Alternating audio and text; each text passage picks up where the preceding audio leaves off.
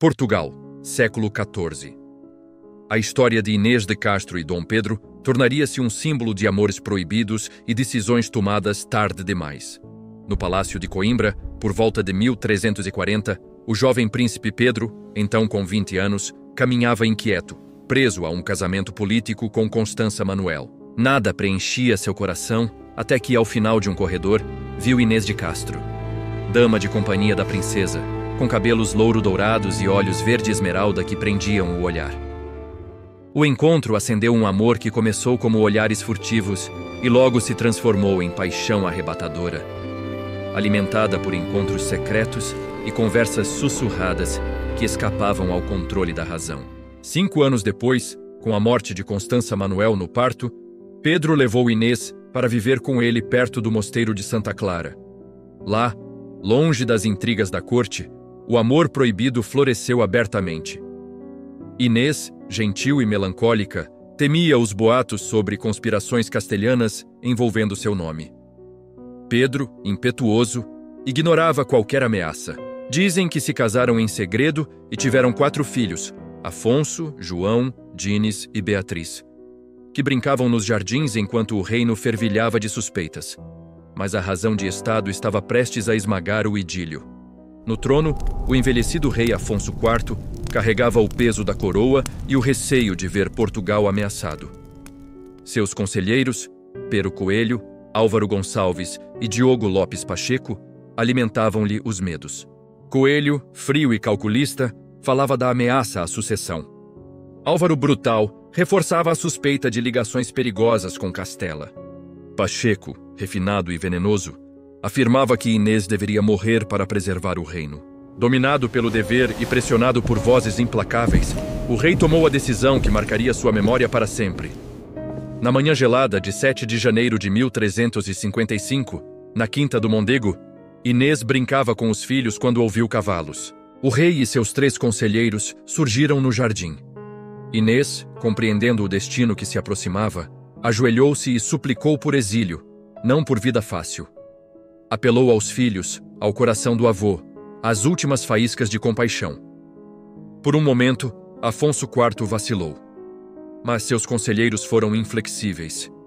Incapaz de encarar o horror que ordenara, o rei virou o rosto enquanto os homens avançavam. Inês abraçou as crianças pela última vez e sussurrou o nome de Pedro antes que as lâminas encerrassem sua vida.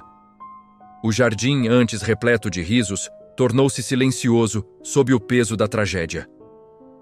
Ao saber da morte de Inês, Pedro enlouqueceu de dor e fúria. O príncipe apaixonado deu lugar a um homem tomado por ódio. Portugal mergulhou em guerra civil. Pai contra filho, lealdades rompidas, sangue derramado. Assim permaneceram até 1357, quando Afonso IV morreu, levando consigo o peso do arrependimento. Pedro subiu ao trono, mas já não era o mesmo. Seu rosto envelhecera além dos anos, os olhos tornaram-se sombrios e a alma atormentada.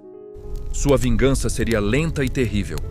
Em 1361, Pero Coelho e Álvaro Gonçalves foram capturados. Diante da multidão, o rei Pedro ordenou que lhes arrancassem os corações, um pelas costas, outro pelo peito, para que sentissem a dor que fizeram Inês sofrer.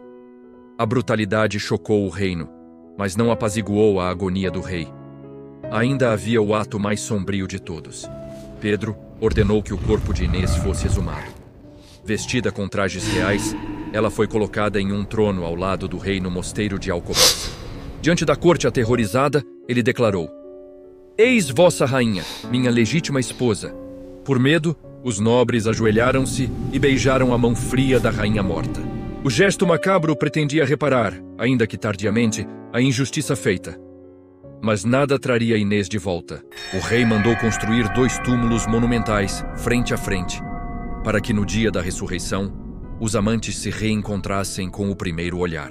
Quando Pedro morreu, em 1367, grisalho e consumido pela melancolia, suas últimas palavras teriam sido dedicadas a Inês. Foi enterrado ao lado dela. Séculos depois, seus corpos continuam ali, eternamente voltados um para o outro no silêncio de Alcobaça. Da tragédia, nasceu a expressão "agora Inês é morta", eternizada por Camões. Ela passou a simbolizar tudo aquilo que só valorizamos quando já é tarde demais. Afonso IV percebeu tarde demais o alcance de sua ordem. Pedro percebeu tarde demais que a vingança trazia mais dor que alívio. E nós, cada vez que usamos a frase, repetimos o eco dessa lição amarga. Quando hesitamos diante do essencial, quando adiamos decisões fundamentais, quando deixamos que o medo ou o orgulho nos paralisem, corremos o risco de descobrir, tarde demais, que a oportunidade passou, assim como Inês agora é morta.